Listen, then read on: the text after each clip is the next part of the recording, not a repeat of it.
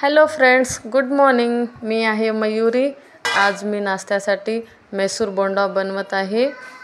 त्याच्यासाठी मी मैदा घेतलं, अर्धी वाटी दही, अर्धा चम्मच जिरा, चवीप्रमाणे मीठ. पीठ मिक्स करून घ्यायचं मस्तपैकी.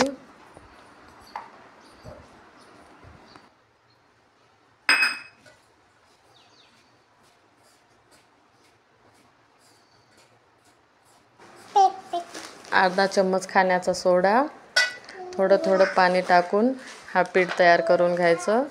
जास्त पाणी टाकायचं नाही, लागलं तेवढंच पाणी टाकून पीठ तयार करून अर्धा तास ठेवून द्यायचं.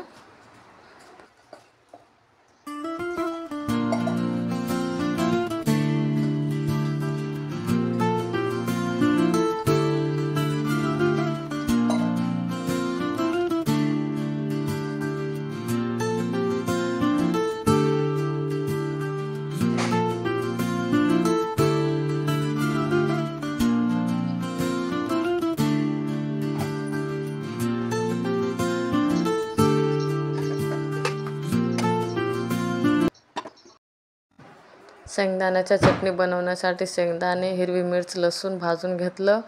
मिक्सर जारमध्ये काढून कोथिंबीर, कढीपत्ते, अर्धी चमच जिरा, चवीप्रमाणे मीठ, थोडं पाणी टाकून पिसून घेतलं. चटणीला तडका देण्यासाठी 1 चम्मच ऑइल टाकलं. मोहरी, जिरे, कढीपत्ते हा टाकून चटणीला तडका दिलं मी.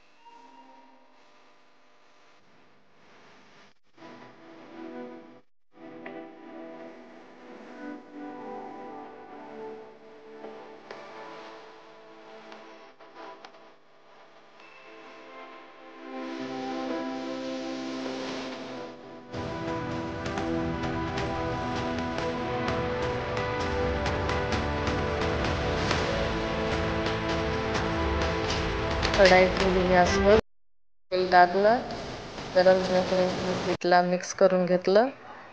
तेल मस्तपैकी कडकडीत गरम होऊ द्यायचं.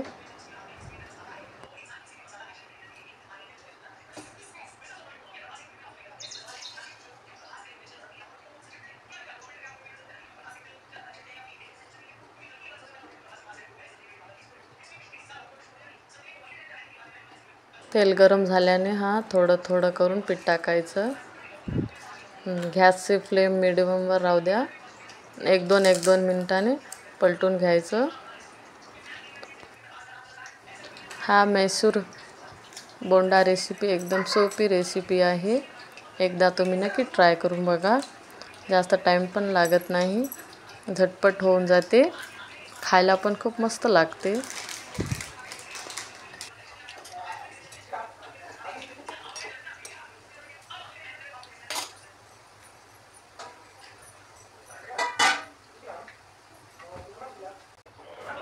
बघा, बोंडे झाल्याच्या नंतर मी काढून घेतलं. मग मी माझ्या मिस्टरला खाण्यासाठी वाढून दिलं.